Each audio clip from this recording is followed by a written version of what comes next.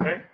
And I really like to have them on board before we get started. I do have another team in behind you, so I can't be too much delay. What I'll do, we'll start in a moment, is record the session and then bring your folks, the rest of the folks into the, they can listen to that. But I really do prefer the mentoring session. Everybody is here.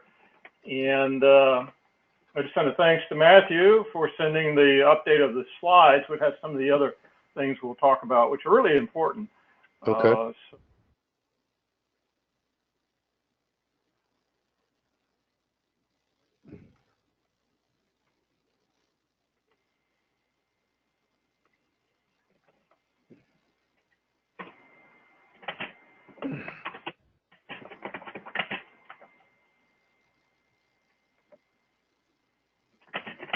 Okay, looks like they may have logged in using the old login.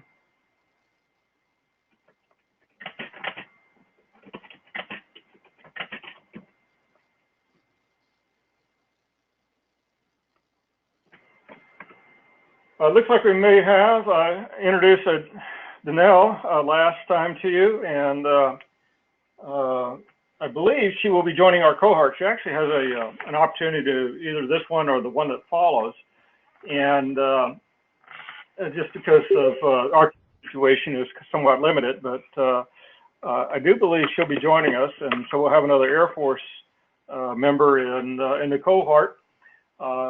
She is been involved with UTC as a prior project, and it looks like be joining the Team Eaton if she does. Okay. Not you guys. You're up to full. Yeah, definitely. So yeah, normally 3 is kind of ideal for you know, for most mixed coordination, but the diversity, you know, sufficient for that.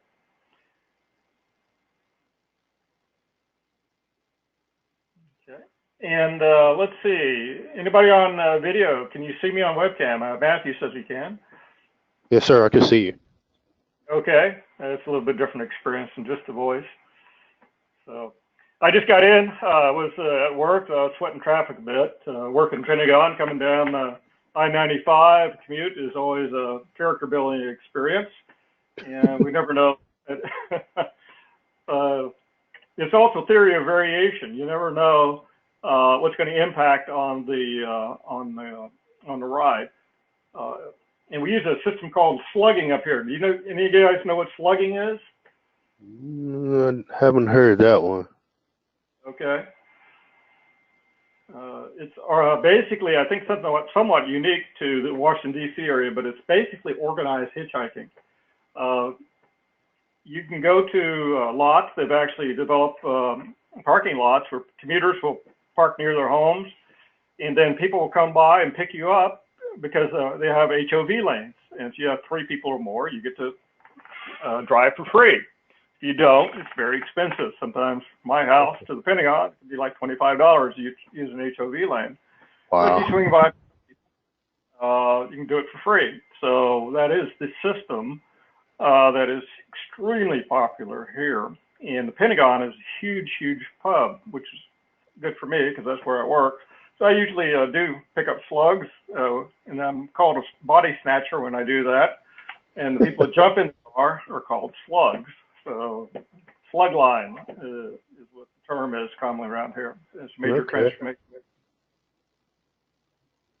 Works very well. More people move that way than metro buses, than any other. So it's all grassroots. It was developed by just people wanting to figure this thing out. It wasn't legislated, no government, and makes a great change. It takes about 24 minutes, usually on the HOV lane, versus at least an hour plus if you drive alone. So very popular in our area. While the other folks are waiting to join, let me just take another moment. Any questions, either from the assignment or where we are or the way ahead? Anything at all? Not so far. I think Dakola's joined us now. Okay. Okay. Professor, what's the ID for the go-to meeting to log on? I'm going to try to log on from my phone because it's not letting me do it from my laptop. Let's see. What's the ID for it? You ready? Uh-huh. Yeah, are you ready for the copy? Yes, I'm ready. Okay, it's 498 665 541. Okay. 498 665 541. Okay, I'm going to try that from my phone. Okay. This is Judith. Judith? I just got Judith, logged welcome. on. Yes, we were. Getting logged on? Okay. DeCarlo? Good evening. Good evening. Good evening. Good evening where you are? I'm using my phone. Oh, okay. Good. Well, this I'm evening using is... my phone because... Yeah. All right. Well, let me know if you got any issues. I am going to record this. In fact, I'm recording already.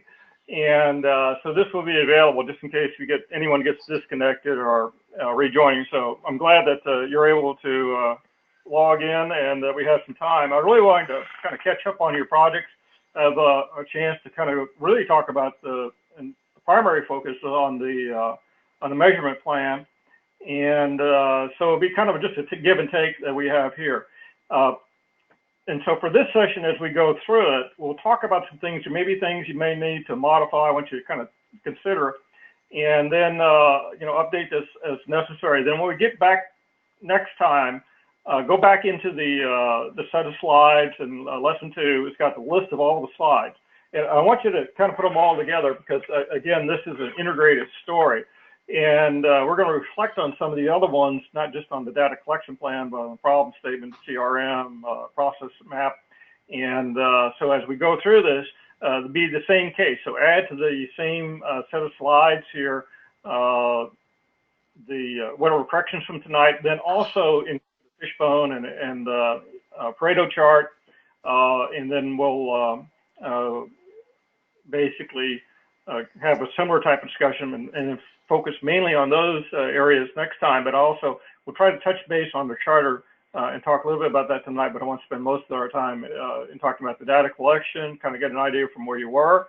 I have looked at your evaluations. I'll talk a little bit after that. I've got one that came in later today. So let me, before I kind of provide, I'll give you a summary of the scoring that, so we can kind of talk about that as well, team dynamics, where you are, because that's very important. Everything we do here, tools, and one of the things we learn, at least in our journeys, is that just doing a process check, not only where you are in the project and whether you're meeting the academic goals and whether you're doing the assignments, is, how are you doing through the various team dynamic stages. And so this is always probably a good time for us to do a progress check. And there's always room for improvement. In fact, I'm very, very suspect of any team that says, hey, we're a 4, because that means you're perfect. There's no room for improvement. And every team, well, you probably ought to be looking for areas that you can improve, whether it's timeliness of how you arrive, when the assignments are due, the quality of the contributions. And you should be able to have that straightforward conversation amongst all of yourselves about what you need to do to improve, because that's really an indicator if you are into the performing stage, that you can talk open and frankly with great candor, and that you have the ability to self-correct. So these tools are often very good, even used in real life, whether you're having a project that's being done as a Lean Six Sigma or other things, that I'll often recommend that you include these type of activities. We'll have another evaluation, Master Business Process 2, which is of course after this. And we're looking at, for those things which are also invisible, largely for the faculty, we can't see how you're working and putting things together. The only thing we see is usually the final product. So you're the best gauge of, how well you're working as a team, and whether the workload is evenly distributed and those type of things, and that you're all learning at the same pace, at a satisfactory pace. So very much interested in that. and we'll kind of circle back to that. It'll be something on that we'll have as kind of a side discussion, and then but I'll try to do that towards the end tonight. So if there's any comments around, those areas, things we rated, anything you'd like to bring up as a team, because here I am as a moderator, I'm vested in your success. So if there's anything you want to kind of bring up in this forum about things you think you want to improve as a team and such, I'll try to save a few minutes here before we jump off the GoToMeeting. And also, I do have a meeting at 7:15, so I'll need to be sure that we bring this to an end so I can transition to the other team.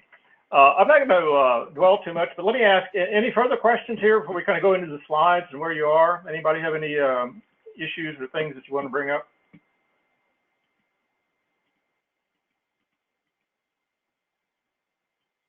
Okay. Well, I don't have anything, not yet. Okay. Good to go. Not yet, sir. All I'm right. pretty sure we will have a lot as we go along. Yes, let's talk about that then. Okay. Let's, as we go through, and there's been some changes since we've came through. And I'll tell you which, by the way, which of these slides are going to be necessary for your final. And there'll be some of these which will be optional. And it's going to be good for you to start kind of thinking through what will be in your final briefing. And because you're going to be time constrained, you're going to go through all the story of your project, and you're going to include in there a lot of information, but you need to understand what is required by the school for a successful project and which ones are optional, because you're going to have 30 minutes. And so you're going to have to narrow this down. And this chart here, we got up the problem description from the organization. That'll be an optional one. Okay. A little bit of background about the organization is always good to have in here. Whether you brief this or not, having the list of team members and roles where you are, that's always helpful for this. Guiding coalition, definitely, those are going to be important.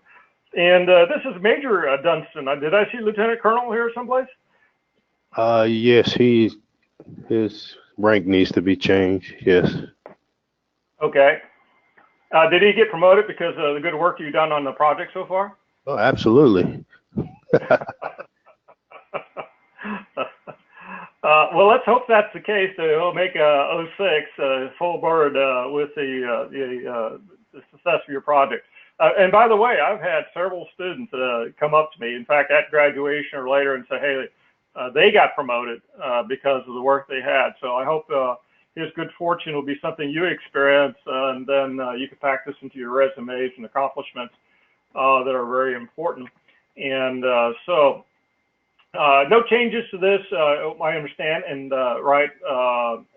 And have you had pretty good interaction with the champion? What's your been experience with that? Got in a good interaction with him. He's a people person, and he's familiar with the process.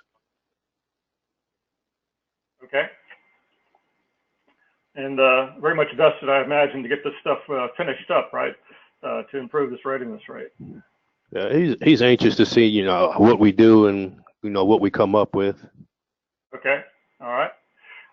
Now, since we've met last, was there anything that was significant of change that on your problem statement, SciPoc, and I think you fleshed out your project map a lot more since this.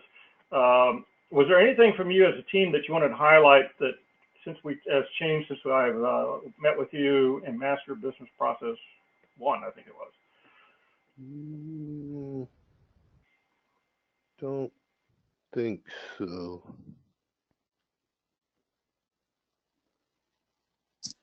Problem statement, maybe, Jahi?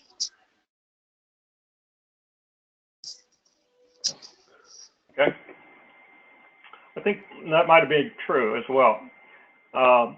What you want to do, and let me go to the problem statement. Okay. So this is going to be one of the absolutely key ones, and it's good to have it up front that you have in here. Can you tell me what in your own words, what you're trying to do without reading this? What's the takeaway? And somebody other than Jay, please. What do you think? What is the focus of your project? And what are the real measurable things that you need to have in your problem statement?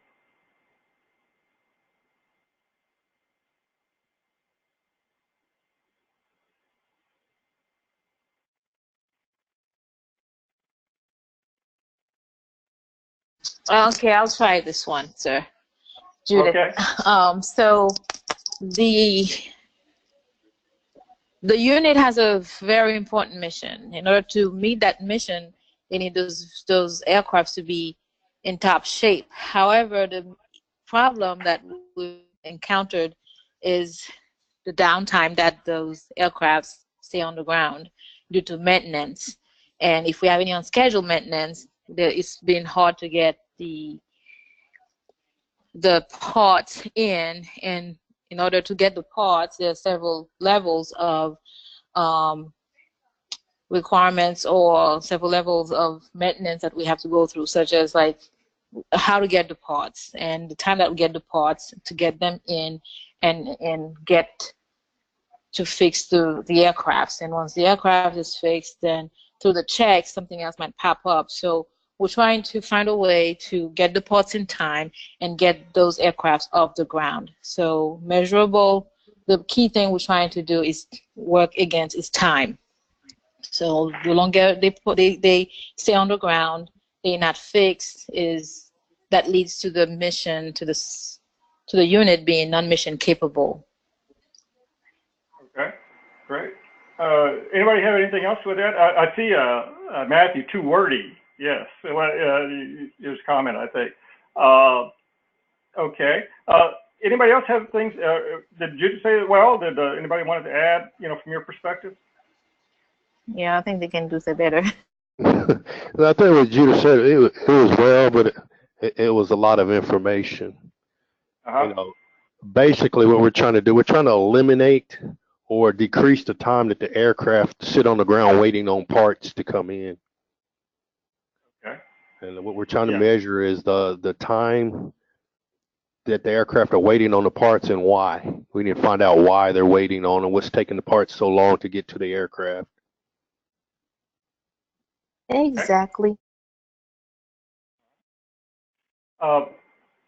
And let me, as we go through this, because this is kind of the area here, there's one area that I always mention that's also a requirement from NGS, and I don't quite see it in your problem statement. Does anybody know what that is that we need to add on to your problem statement? Are you looking for some kind of numbers? Numbers, got some. Okay. Quantitative numbers, right? And then what's another factor that you have to measure, at least for NGS projects? We didn't want to look at cost effectiveness because we were leaning more towards time, sir. Yeah. So we didn't really look into the cost because being in a military unit, we don't really look into the cost factor. This is more of being mission capability, time. Instead of profit, we're non-profit as a military organization. I if we were to look at cost, how would we do that? Well, in fact, that's having come from that environment, having worked in that environment, and usually we don't use cost like you do in the business sector. However, the reason I bring it up as an NGS requirement is that part of your master's degree program is to be able to do a term cost of poor quality. You'll do later a return on investment based on a lot of different factors, and you're actually going to have a class on that. You're going to have a class on how to determine and capture those cost-related ones. And so, so one of the things that you should probably in here is include maybe the impact. Now, how would you determine that? Well, that's going to be part of your data collection, and we'll talk a little bit about that. If you've got maintenance that is being on hold, you've got labor involved. In other words, if they were able to get this thing, work on it, you certainly look at, the amount of money that's spent on hours of labor working on an aircraft, or maybe the number of hours ordering parts, or maybe, how much money was spent bringing in the wrong part, Okay. Like cost on return. Yeah. I have a question. Yeah. So, one of the things from my research, like some of the parts we order from vendors, but if we get that part and we put it into our supply system and we're able to order it from the military supply system instead of the vendor, we're talking about $5,000 to $10,000 cheaper, and that's the main reason the vendors hoard these parts and they hold on to them, and they don't like to, but sometimes we're able to work it where we can have the parts if they're ordered a lot, if they're a high order part, then we can have them added to our supply system, and it's cheaper if we order it from our supply system instead of the vendor.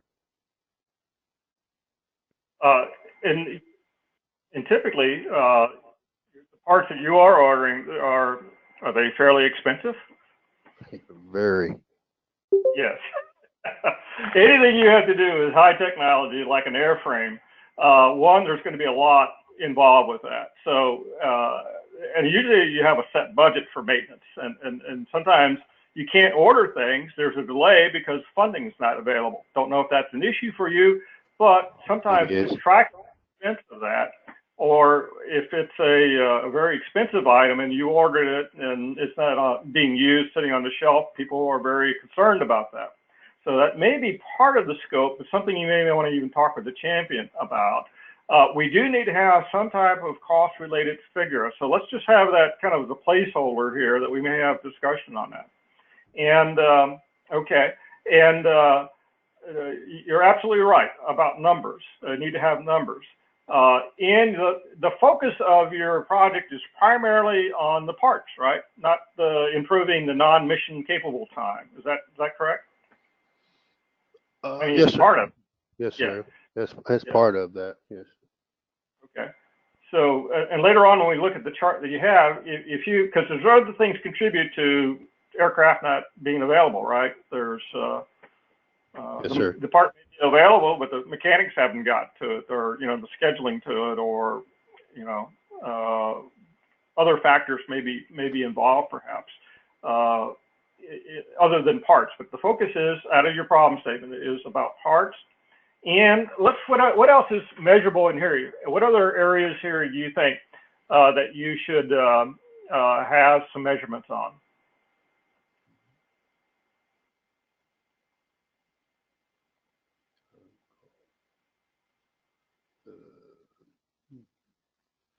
Do you want us to look at, once we get the parts, how long does it take to repair the aircrafts? I think that's something we highlighted somehow, somewhere. Didn't we, Jay? I'm sorry. I'm trying to think. Okay. Yeah, because what caught my eye is you have in here prolonged downtime due to parts, non-availability, right? Well, how much of that non-mission capable time is actually downtime based due to parts? Can you do you think you can separate that out from the rest of the items, that are contributing to non-maintenance? Is there a code or something tracking non-availability due to parts, or wait time due to parts? Not that I know of. I think I'll get with our supply. That's a question I could ask them. Okay. And the reason I ask is that a lot of times, if there's some type of work order system, where they're tracking this, and typically there is that there are codes entered into about, what the work is being done. I'm not sure if it's in your case, but that's a question, about what you have here for data, is that if it is on delay due to parts, it usually there's a status, and if it's being captured someplace. Because you said a prolonged downtime, well, how long is that? You've got the entire non-mission capable time, right, later on, but how much of that is due to parts may be a question. At least I have in that, in here of those X amount of hours that have been downtime, how much is due to parts? Because, once you get the part and it's available, then they got to put it on, and that counts against the non-available time. So you're trying to figure out that portion, which is part related. Is that correct? No, okay. I can, yes, sir. I see that. Yeah. Okay. So does that make sense to the rest of the guys and gals out there? Yes, sir. In the armies, there's an army system, supply system that has something similar that you mentioned, sir. As I recall, I'm not part of the maintenance platoon, but I got to work with them, and yes, in the order room there is something like this. Yeah, and this reducing the delay by 24 hours, that's a goal, right? Yes, sir. Yes, sir. Okay, right. And that's fine. You can put it kind of here what you would like to do, but it often, and just stating your problem and say, here's how many, downtime hours we have, or non-mission capable, and of that portion is due to parts. If you can figure that in your data collection, that'd be great, because that really focuses on specifically what your project is about, which is parts. And then you can start to say, okay, of that time, what are we looking at improving? Because one of the questions I want to get to your, and we look at the problems, your process is, how do we look at parts? Are we looking at when they're ordered, when the need is identified? So we'll talk about that in a moment. So, okay, so maybe quantifying prolonged downtime, what does that mean by parts? And reducing delays in at least 24 hours. That's kind of a goal. That's kind of an optional part of that. So if you were to kind of shorten this up and reduce some of the wordiness that Matthew indicated, perhaps that might be a candidate, because you don't have to put a goal of your team, because you may come up and say, hey, we can reduce this down to 0, or we can do this based on our analysis of the capability of the system by 20% or 30%. So that number about what you can do will come out of your analysis, and I wouldn't necessarily say that has to be in your problem statement at this point, okay? Okay. Let me, readiness, okay, I'm not gonna talk about that. I only wanna focus on some of the other things. You guys did a good job here. It looks like you went through the project management course, didn't you? Got the stakeholder register here. What was that course for you? Did you like that, project management? I've had a course. I liked it. I enjoyed it. Yes. I'm interested in feedback, because I designed the course, so I'm interested to see whether you had a good experience on it or not. So, okay. SIPOC. All right. Now, let's talk about this here. This is your data collection plan, which is where we are here. The other thing, by the way, let me just tell you how you're going to use this. First of all, next time we reappear, I want you to associate each one of the slides with the DMAIC process.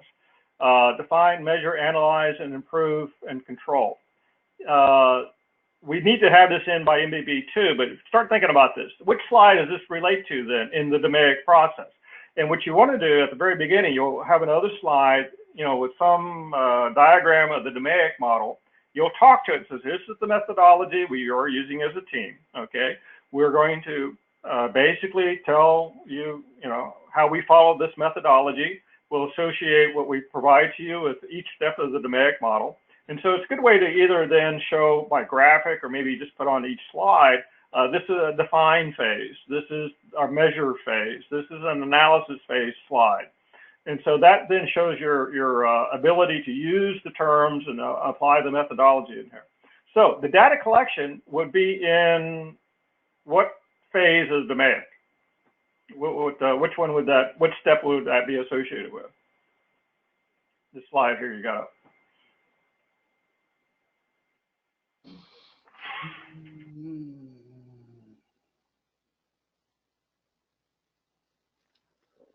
You got 5 choices. D, M, A, I, C. M, measure. Okay, we got one vote for measure. Yeah, that I was gonna Okay. say measure as well. Okay. All right. In fact, this will be your first slide of your measure, right? This will be your coming attractions, right? Because when you come in and transition from the define phase, because you'll say, okay, here's what our process looks like. Here's the scope of it. You talk about the, the beginning and end points of your process, and then you get to customers. Here's what they would like to have. And then here in the measure phase, this will be those first one. And then what you'll have in behind this one is all the data that you collected based on this. So what you have here then will be an intro, and it will be then what you have collected data on. So you have then after this the rates and the parts ordered and the charts and the diagrams and whatever that will be appropriate after this one here. So this will be your first slide for the measure phase. And so let me ask you, as a team, as you were developing this data collection plan, tell me, what was the process you used in developing it?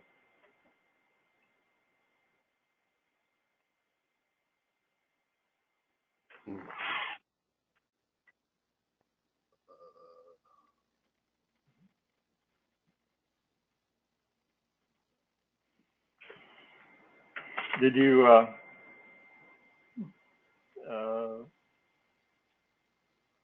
did one of you draft this up and then you circulate it?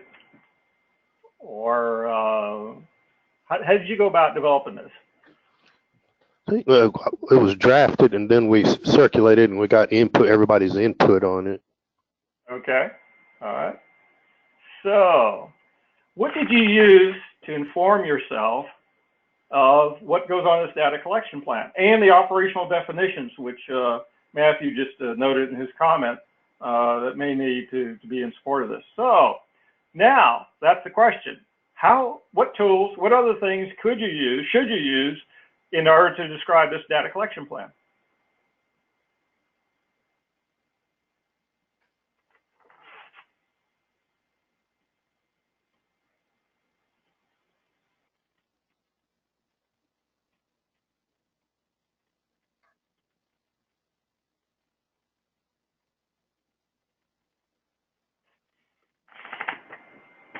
Okay, I just gave you a hint. What are you looking at?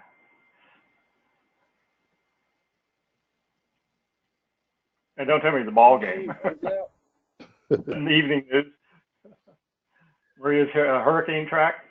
So, yeah. Here's the process. First of all, right? What else? Go ahead.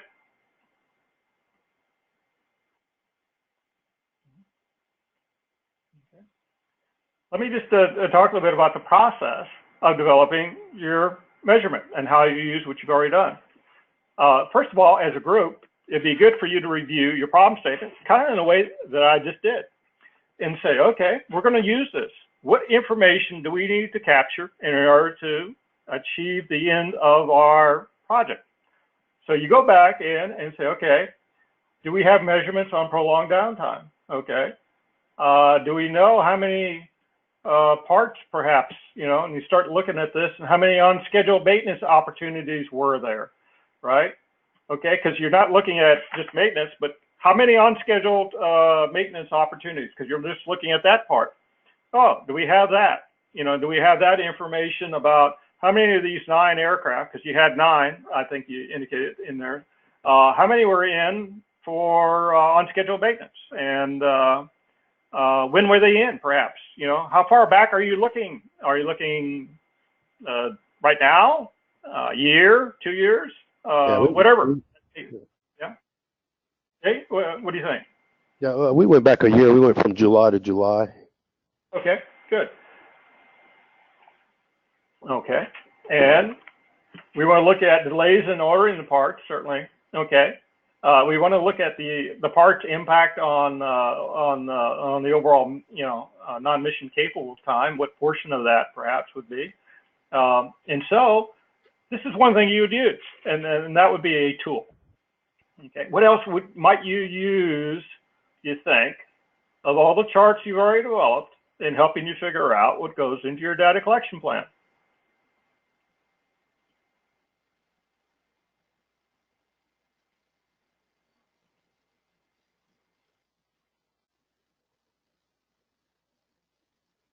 Would this be helpful in any form or fashion? Your stakeholder register? Sure. How might it be helpful?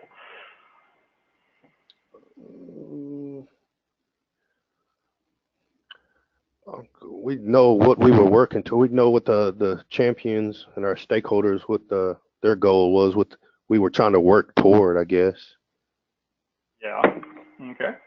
Would you want to interview any of these folks? Any of these touch the process? Do any of them have ideas or things you want to incorporate? Maybe in discovering what their inputs are?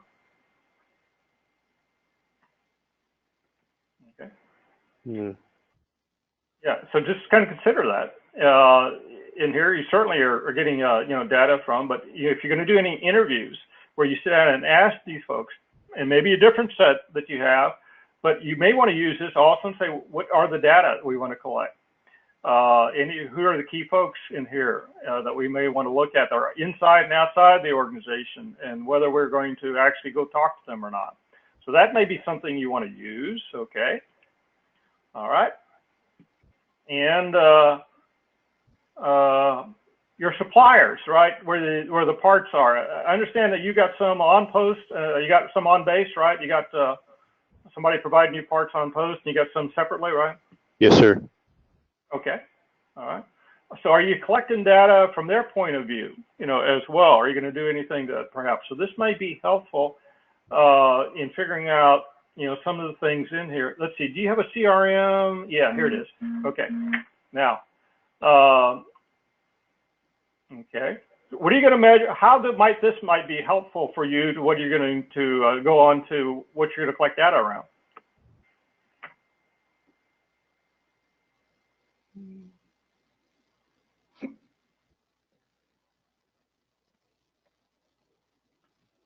Availability, right? Yes, sir. Yeah. So if you have the part, but it's not where it needs to be, sometimes it's not ordering a part, it's just finding it. I don't know if that's an issue, but it is for a lot of organizations. So one of the things you may look at, how many parts are actually available, versus, need to be ordered. There's sometimes, of the parts that are supposed to be there, how many are available, are they on pre-stockage perhaps, and that type of thing. Operational, are there parts, are they being delivered on time? Are you going to measure then for those that been ordered, do they get delivered to you on time? Maybe a consideration here. So this is another area you may want to consider, in getting information that goes on in this chart. Now, probably one of the biggest tools you might want to use is this one, okay? Process map. And this is a magnificent tool that really, really should help you in figuring out what areas you want to collect. So anybody have any ideas how you might use this process map to figure out what data you want to collect?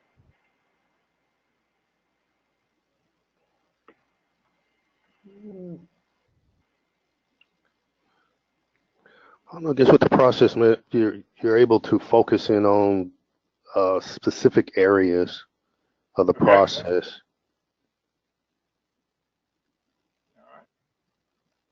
All right. So when does it start? Okay, this is routine maintenance and non-scheduled maintenance, I guess, is here, right? On the second step. Okay. When do they determine what parts they need to do the repair and maintenance? Is it at the time that the aircraft rolls in? Is there advance notification from the crew that says, hey, this is what's wrong, I want you to start ordering? When do they start to identify when the parts are needed? Usually, like I said, it's unscheduled maintenance, so nobody knows when it's going to happen. It's unpredictable.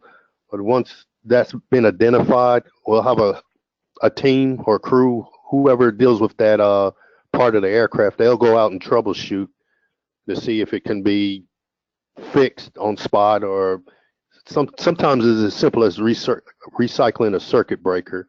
But if not, then we've got to come in or do our research, see what part we need to order. Okay. All right.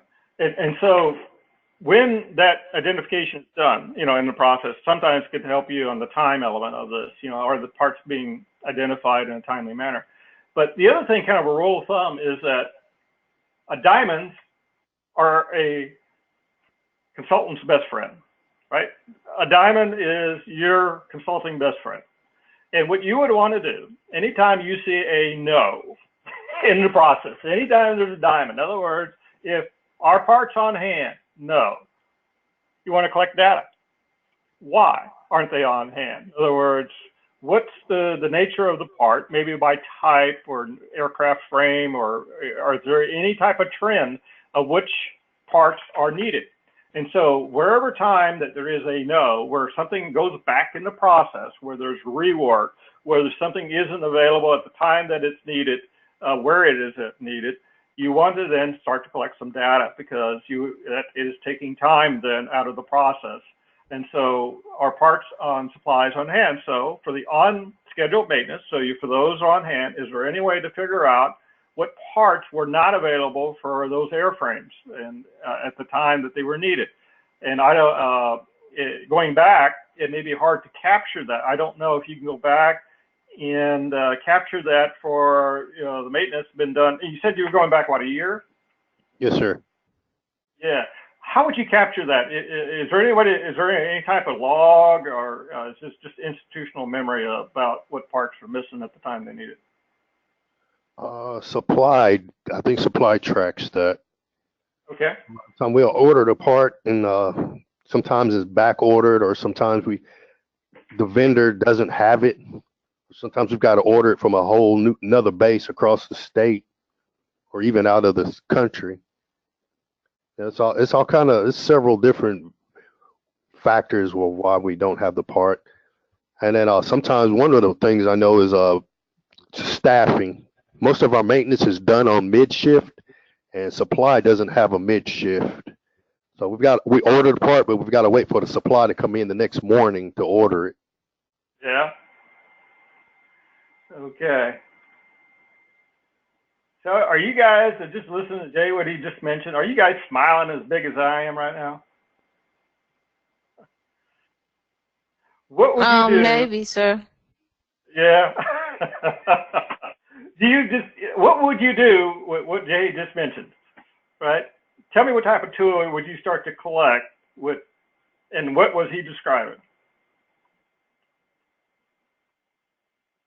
It's two key sections that need to be working hand in hand, yet they are working opposite. So we need to find a way to sync those two sections and being able to complement each other, because one needs the other in order to be functional. So they need to be working more in sync. In regards to schedule, might be some are military, some are civilians. Then they have to look at the schedules for the civilians being different from the military and trying to work that out. There's other details in that picture that we need to figure out, to make sure everything works together. All right. Anybody else have ideas?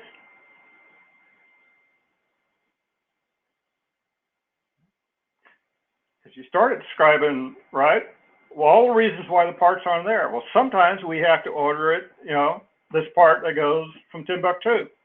Sometimes they're on base. Sometimes they're here. So just breaking down those categories of reasons why the part's on hand and the challenge of getting them and the time it takes. So you may be able to say, okay, one, we identify what parts and the number and the volume, the type. Perhaps if there's trends, there are certain, parts that are for over a period of time, maybe missing. And then you start to say, oh, okay, some of them are more difficult to get to, take a longer lead time. And what is that? How much time can we count on that going to be contributing to the to the delays? Would be another thing you may want to think about in capturing that. So that would be then what type of chart would you might start to capture what things that Jay just mentioned? What type of tool?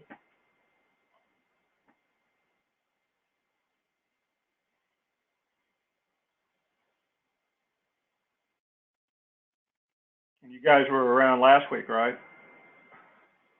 What did we talk about last week?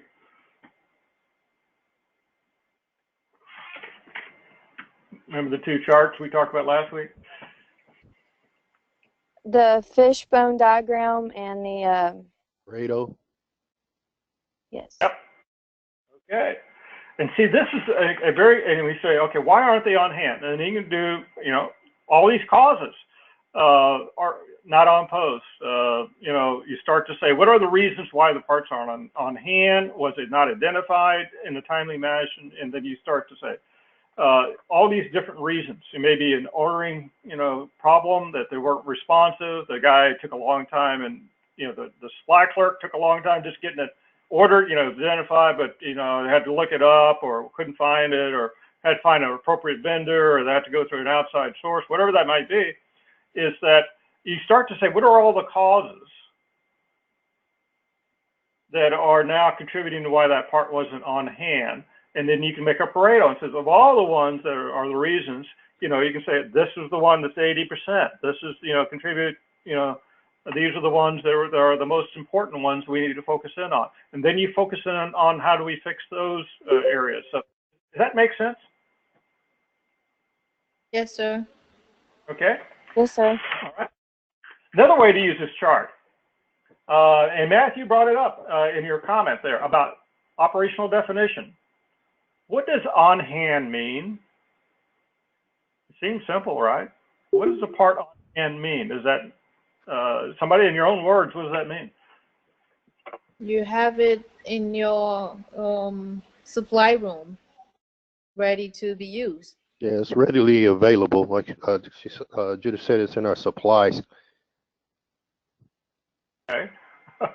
That's better than being in the supply system. It's at the supply at the base. Because being in the supply system, it can be anywhere in the Air Force. Uh-huh. Okay. Anybody else have an idea, DeCarlo, what on-hand parts mean to you?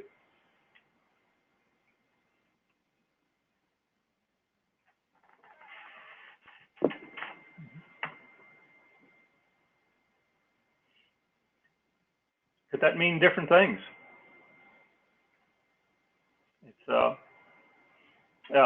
because if it's in the supply, and where's the supply room in conjunction to where the aircraft is, or the maintenance is being done? We have supply personnel in the same building with us, but supply parts are we've got 7 warehouses throughout the base. Yeah. Okay.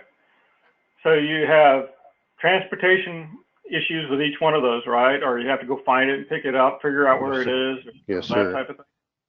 So if it's in that warehouse in those 7 locations, is that on hand, or is that not on hand? What was that? We wouldn't consider that on hand. Okay. Now From you my could own define. system, we wouldn't Yeah. consider that. Okay. And this is what we would mean by an operational definition. Because if you define it as being in one of those warehouses, you know, easily picked up within an hour of being on hand, then that may be different than a definition says it's got to be available to the mechanic at the time they need it, at the right part at the right time that they need it, you know, at their physical location. And that would be a different definition. And you start to say, okay, what does on hand mean? So that's a good example, you know, if you about what an operational definition is. What does on parts on hand mean? And you just describe that. You know, it means it's within the warehouse within X amount of travel time. But then you start to say, okay, those that aren't on hand, in other words, not in the warehouse or not in the physical location of repair for the aircraft. But basically, you probably want to have it. You know, is it needed by the person at the time and the place they need it? And if it requires travel, even on post or search, sometimes, I don't know, if they go out into these other warehouses, are they absolutely well organized? Is every part easy to find? Are the clerks available in there, or are those parts? You know, what's your experience with the warehouses there? Are they pretty sharp? Are they pretty tight? Or are there issues in getting parts around? There are issues getting parts. Sometimes the nomenclature of the part, we'll know what it is, and we'll go in the warehouse and ask them. And I think it's their storage system that they have. A lot of times they have no idea what we're talking about. It takes them a while to locate it. Yeah. And you're looking at that, maybe that's an issue as well. How much time is spent searching, even though the part is physically there, but they just can't find it because it's not indexed correctly or it's not described correctly. You know, a whatchamacallit's got a digabob definition to it. I'm doing that right now with some of the people I work with, is that the technicians, that replaces lights in the buildings, they go into the warehouse and say, hey, I need a Sylvania 7-watt light bulb. And they go back and say, we don't have any Sylvania 7-watt light bulbs. They've got a GE, 7-watt light bulb, but he asked for a Sylvania and they're not giving it to him. It's like, how stupid is this? But if that is going on, you may want to investigate that. So you've got a lot of opportunities to figure out, and again, this is a fishbone. I'm thinking the fishbone. Think about how you're going to capture this data. What are the reasons that contribute to delays? Is it search? Is it misnomenclature? Physically not on hand? Is it because and you start to say, oh, there's some categories. So is that kind of and that's where you start to collect the data. And you got things, the questions, where the diamonds are, collect some data around that. All right. Let's see what else you got in here. So to me, a process map is, and I'll go back to my military terminology, it's like a battle map, right? You put this up, and what you should do as a team is you sit around, you look at the problem statement, then you look at this and you start to brainstorm, what is the stuff, what are the areas that we would need to evaluate? If time is an element that you want to start to capture, how long does it take for a part to come in? Are you able to start to apply time to each one of these steps? Okay. How long did it take for us to discover what is needed? Then how long did it take for us to get the actual part from the time, we identified a need to the time it showed up? And you say, okay, are we going to measure that? Okay. And then if you are, use your steps and say, what steps are we going to measure it from?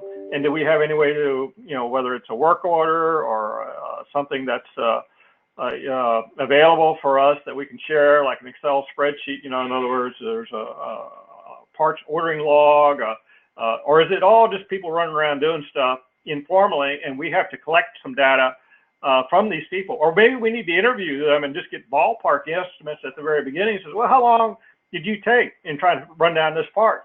And where did you have to go? And you interview some of these people involved with that, and then you start to say, okay, this is not qualitative, this is kind of estimates, but at least it gives you a ballpark, and you may want to consider then a data collection and maybe a survey you do, all the parts you did, about how long did it take you, or the major issues, and so you're helping to, using this map in conjunction with that. So this is what I mean by using tools and such.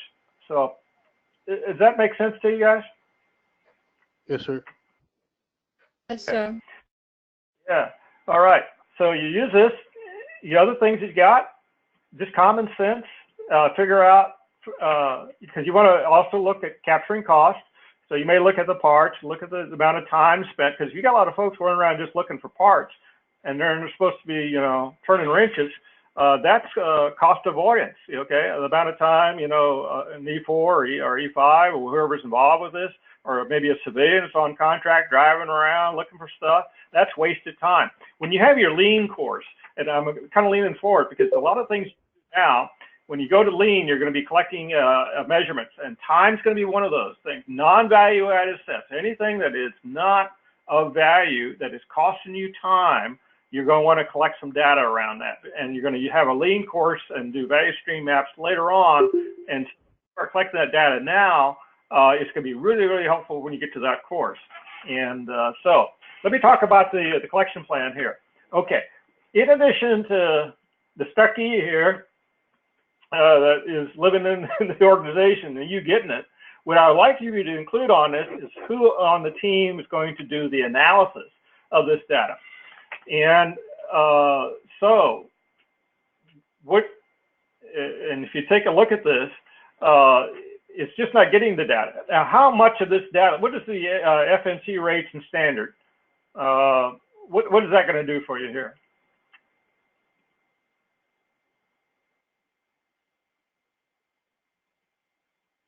Are these in Excel, or is there a type of system? How do we get in? What does the data look like right now? Where does it live, and who owns it? And is there any type of automated system that just? Yeah, that data is captured in the HOFA slides, the HOF, the health of the fleet, and they were doing those monthly, but now they went to just doing them quarterly, and they have our FMC, our fully mission capable standard, and then what our rate was for that month or that quarter. Okay. So, Yeah, go ahead. I have a question. Like, as described by Jay, do you think that for our own understanding, it would be a better an idea to translate that data into that spreadsheet that you're thinking about? That it would translate in our lingo from the way the maintenance team put it together in their own database, and how he was able to extrapolate, pull it out, and send it to us. Is there a way, or are you suggesting that it would serve us better if we can translate that and put it into, break it down, or take out what's of value out of that data in that spreadsheet? Yeah, the short answer is yes. Is that it's been my experience that very few, particularly in the military, know how to use the data in a way to make better decisions. They usually just look at it, report on it. But you're going to use it in a way that's much more constructive. So it can this be, is the HOF slides or whatever produces that, is there a database for that? Is it an Excel? You know, what's feeding their slides? Because they're not captured in that, but they've got to be using something to feed making the slides, right?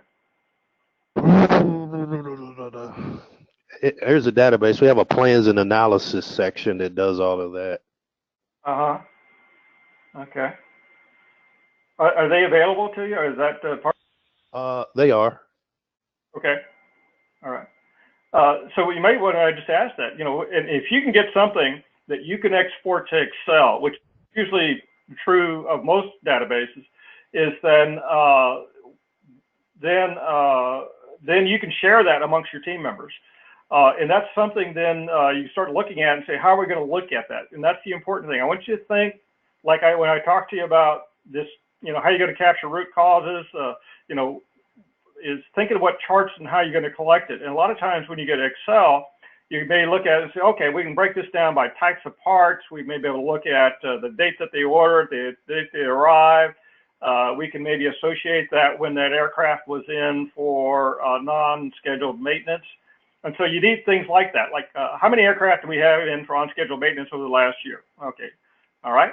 What were the parts that were needed in support of that aircraft? Okay, and you got 9 of them, right? So you want to maybe array it that way. And is that living in some type of report that we can get a hold of, maybe do that type of analysis? Because if you can get that, what we then is having to, instead of looking at somebody else's analysis, getting the raw data. So that's what you really want to do. And then you want to say, okay, now how long did it take to get the part? There has to be some traceability for part ordering.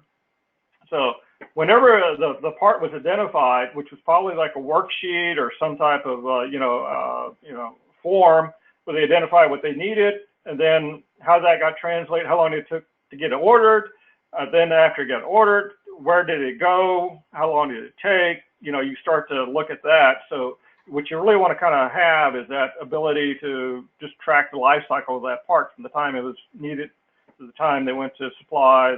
And if there's a database that has that information, that's going to make you guys very rich in data and do a lot of good analysis. And Jay, do you think that exists? That's a good question. It probably does. I just need to know who to ask and where it is. I'm pretty sure it does. It has to somewhere, because the military keeps matrix on everything. Okay. And that maybe that's the first thing you do is get yourself a list of questions of what type of data that you want, what you're looking for. And this one here is that is supply who owns it, and you want to go back about a year, so that's good. And then you want to probably say, okay, can we track parts associated with each one of those aircraft when they were in, and maybe start to look at trends with types of parts that were needed, maybe more expensive, which ones are on post, which ones were on post but couldn't find. And sometimes you just have to go back in the interview and just ask people that actually were looking, who were charged with go finding that part. I'm sure there was somebody who was charged with go finding that part, and go be sure you interview them about what they found to be their experience. And that will be then contributing to your fishbone diagram, whatever they tell you, will then help you populate that. What are the problems they encountered? A lot of times that interview data would be. So you want to think about the questions then you want to develop for your survey. So you have a class coming up in benchmarking. I'll talk a little bit about questionnaires and surveys. We'll give you a little bit more data about that, but I want you to kind of get thinking about what would be the questions and who would you ask that of. And typically, whoever's responsible for managing those supply systems, what they've got, and then sharing that information. Because what we want to do, as soon as we can, get a hold of their raw data sheet. If we can do it before our next mentoring session, if you can get a copy of whatever they have, if they got a report that spit it out in Excel, let's bring it into our next session as well. And maybe we start looking at it a little bit, and have you guys look at it and say, what is it telling us? What are the gaps that we need? And then that will be very helpful. But you want to always kind of go to see what you already have before you start doing the interview sessions and figuring out those the information that you may be getting qualitative. Okay.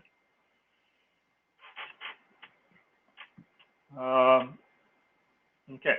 The other thing is, this is how far back you're going to get it, right? And here on your plan. Yes, sir. July 17. Okay. Now you probably can do it now. Update this, but when are you going to have the charts and the information developed from your analysis? That's the other part that you need to put in here. I would recommend, and that you give yourself a suspense, and then you want to share this data with the members of the team. So you each have, somebody maybe is looking at how long does it take to parts were late. How many were looking at the types of parts that were ordered, at what time frame. Maybe somebody's looking at cost. Somebody else among you are looking at, how many times did the part was found on post. So you start thinking about the data and then splitting up your labor about who's going to be doing what in that, and task forcing yourself. And so you're kind of doing not all of the same thing, but you're having shared activities and kind of going through that same learning experience of looking at raw data, figuring out how you can portray it into meaningful charts. And so, okay. All right. That's really the meat of the things I wanted to talk to you about here. And don't worry about work breakdown schedule. On your, a couple of things. On your charter, and briefly, is that I want you to start filling this out and put actually dates in here, by what, as opposed to 6 months duration, put actual dates. When do you think you can have things done? That will be true. You got kind of a background on that, but you've got roles and responsibility. That's cut and paste. But when you have here this due date, I want you to take a shot at developing these milestones. So when you do the draft, take a look at the schedule of the courses we have, when you're going to need to have it done, and backward plan and put in your projected dates. I want to be able to see if you kind of have self-awareness about the key things you not only have done, but what you need to do between now and then. And so you have a clear idea as a team. So if you do this in Word, so I can kind of see it in that format, that would be helpful. Okay. Let me stop because I've covered a lot of things here. And let me check to see comments that Matthew may have provided here. What are your questions here and where you are and kind of the way ahead? Do you feel comfortable? What are other issues that you think are still kind of hanging out for you? Sir, I have a question. When you were talking about the civilian contractors that we have, like Dowdy Propellers and big names that the unit has to rely on in order to get those parts. We had said in one of the presentations we gave throughout the course was that sometimes we would rely on higher headquarters to intervene to get these guys, those contractors, those companies to move along with supplying us with those parts. How would you see us reflecting that? Yeah, that's tricky. Contractors always, and particularly in the government, throw you kind of a curveball. One is that they're on a contract, and they usually don't have in their contract that they're supposed to support anything that's not in that contract, and usually providing information or other type of things involved with this. There may be some resistance to it. And it needs to be talked with the contracting officer of those contractors to ensure whatever you're asking of them doesn't cause any type of contractual issues. And so, having said that, if they've got information that's turned over to the government, that's turned over to the military, then the military owns that, and so you can go get that. But you need to be sure to check with the champion and check, if necessary, with what they call the COTAR, the contracting officer representative, or technical representative, that you're not tripping up on anything that may be ethical or legal requirements that you're asking for the contractor. The other thing is sometimes they're resistant to do that is that if the information is not in their benefit, they're not really excited about showing it to you. And so you're getting into an area that might be, you get some resistance to. So what specific areas that you need from the contractor, that should be up on here. It may even be part of your risk analysis about how we deal with that. How do we get that information may be essential. You may ask the government, contracting representative to say, hey, or the champion who owns these guys, say, hey, here's the information I want. So instead of you going into them directly, you ask the champion. But you need to be specific about what you want, and be my recommendation, and be sure you don't trip any over these liabilities. Does that answer your question, Judith? Yes, sir. Thank you. DeCarlo, are you on? I know you bumped out and bumped back in again. Yes, I'm on. Any questions? Okay. Megan? I don't have any questions. I'll have to go back and listen again to this if I can, because at one point in time I had 2 kids screaming, so I didn't catch everything. Okay. All right. And good. And let's see. Jay, you got anything else? No, sir. Okay. Matthew, do you have any comments or questions? Okay. Was this helpful for you in kind of describing this as we go through? Do you have a little clearer, I guess, approach, or are you still fuzzy about stuff? That'd be a question to ask of yourself. And I will tell you that if you would like to have another session, once you kind of get some of this and maybe wrestle with it a little bit, we can go more than just the next one. If you think that'd be helpful, I'd be glad to spend, another mentoring session with you or trying to answer questions. But you need a list of things like your operational definitions. That will be one of the things that are required. So think about like on hand, what does that mean? Okay. You may even look at any other operational definition that needs to be measured in regards to what does late mean? I mean, not, is it not there, at the same day that it's needed, the same hour that it's needed? So there's sometimes those are operational definitions. So have a slide there with operational definition of being in after your data collection. We'll kind of review this, kind of go back in. If you get a hold of any of this raw data, and if you get to the supply guys who are back there, figure out what the type of database they have, what is the capability, how the parts are actually being ordered. And let's talk about that, because that's going to be, I think, really important for you guys. Roger that. Okay. All right. Hey, listen, unfortunately, I got another team in the queue flying overhead. I got to bring them down for the landing, so I got to jump off and reestablish. Any other comments or questions for this evening? I think after we get into this, we'll probably request another mentoring session. All right.